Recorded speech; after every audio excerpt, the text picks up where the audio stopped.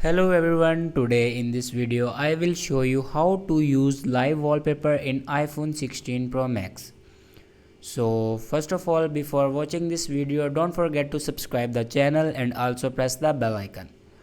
So let's start the video. First of all, open settings and then click on battery. And if you turn on low power mode, then turn it off.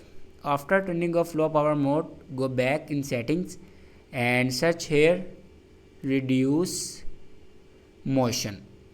And if you turn on reduce motion, then turn it off. After turning off reduce motion, go back to home screen and swipe down and press and hold on screen, and then click on plus icon, and here you can change your live wallpaper.